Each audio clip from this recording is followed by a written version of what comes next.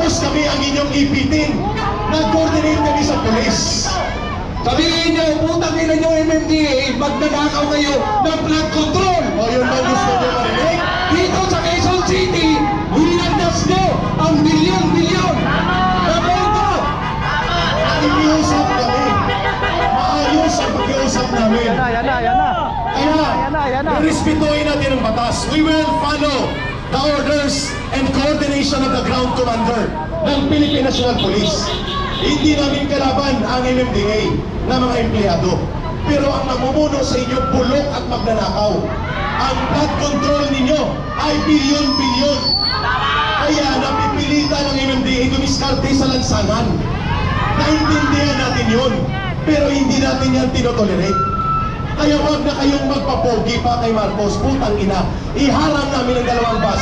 Ano gusto nyo? Iharang na namin kayo ng bus? Huwag kayong mag-provoke, MMDA. Huwag kayong mag-provoke ng gulo. Huwag kayong mag-provoke ng gulo. Mapayapa yung rally na to. Huwag kayong mag-provoke, MMDA. Huwag kayong mag-provoke. Tahimik. At mapayapa ang rally na to. Kaya huwag kayong mag-provoke, MMDA. Gulo yung pinahanap nyo, gulo. Iwasan nyo ang MMDA, gulo ang hinahanap nyo. Okay? Kumalma. Tahimik ang aming pagrarally. Okay, fire. Tatay Ben, thank you. Councilor Rani and Ma'am, salamat ha. Hindi alis ang bus. Stay put. Ang mga pagkain doon sa dulo ng galeriya, pagkain po yan galing kay Governor Chavit Singson. Ang putang ina sabi niya, wala akong pakialam kung si Chavit Singson yan. Alisin mo yan. Sabi ko, tarantado ka ba? Gusto mo ipagitna namin ng bus? Kulukoy. Walang hiya talaga. Anyway, kalma na tayo. Kalma. Kalma, baby. Kalma. Baby, kalma. Okay? Yes, kalma lang. Kalma, baby. Huwag kayong magpapromote dyan sa MMDA na yan. Tatay Ben, Bira, thank you so much. Mga kasama kong mga Pilipino na nakikinig ngayon sa buong Pilipinas, ito na ang panahon, ito na ang paniningil sa 3 taon na nagnakaw ang mga buhaya sa Malacanang, sa Kongreso at sa Executive Department. Buwis natin ang kanilang ninakaw. Buwis natin. Ninakaw nila ang ating buwis sa pamumuno na walang kwentang tao, sa pamumuno na walang kwentang presidente. Hindi nga niya alam kung anong problema sa Pilipinas, anong problema ng ordinaryong tao. Panahon na! Ito po, ngayon ay September 21. Nagdeklara po ng martial law ang kanyang ama. Ano ang ginawa sa diktador? Ninakaw ang kabal ng bayan ng mga Pilipino. Tinako sa ibang bansa. Kahit yung mga cronies ni Marcos noon nagnakaw. Pati yung mga political allies na mga Marcos nagnakaw. Ngayon, nandito, bumalik ang pamilyang Marcos, nagnakaw din ang anak. Hindi ba tayo magagalit sa mga pamilyang Marcos Romualdez na sila ang nagnakaw sa kaban ng bayan? Hindi ba tayo nakaw? Sigaw! Magalit ba kayo sa mga nagnakaw na Marcos? Ha?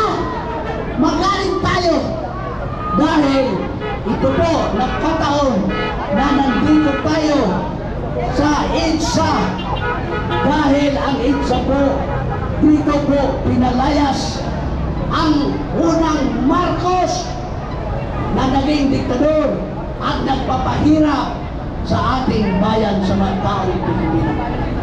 Ngayon, at ngayon, ang anak na naman ang nagnakaw. Palayasin na natin sila dahil hindi nagtama itong mga ginagawa ng Marcos pamilya. Mga salot sila ng bayan. Kawatan, magnanakaw, robbers, stealers, of people's money. Pamilyang Mandarambong! Mandarambong! Pamilyang Mandarambong! Yun ang mga Marcos. Kung tinaboy natin sa isa ang ama, itaboy din natin ang anak dahil pareha lang silang magnanakaw. Walang pagkakaiba. Magnanakaw silang lahat. Kapatid ng Mandarambong! Mga Pilipino, Magnanakaw! ang sabi ni Lee Kuan Yew, Philippines will rot because of being self-forgiving. Bakit daw tayo magpapatawad sa mga magnanakaw? Tingnan mo, pinalayas lang natin ang magnanakaw na ama, ngunit pinabalik ang kanyang pamilya. Tapos ngayon, nagnakaw na naman ang anak. Tapos patawarin pa ba natin ang pagnanakaw nila? Ito ba yun? Hindi! Ito ba yun ang gagawin na magnakaw ang mga Marcos? Patawarin pa rin natin sila. Mambubudol! Kaya nga hindi tayo umaasenso dahil sa pagiging self-forgiving.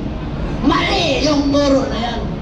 Nung bata pa ko, 4 years old, nakita ko ang mga pulis batuta lang ang bit-bit nila.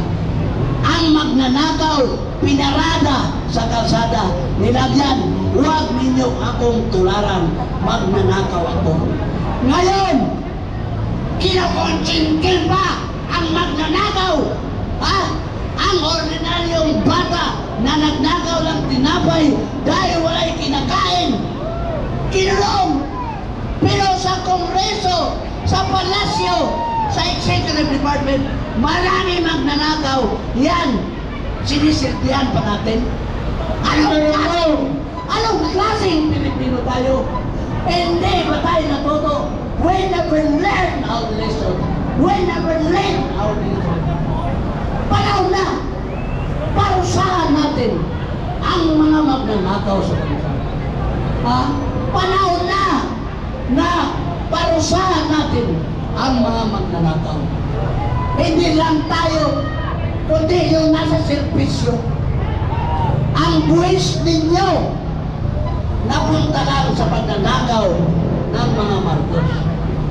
Lahat na empleyado sa gobyerno napunta sa buwis ang kanilang munting kita.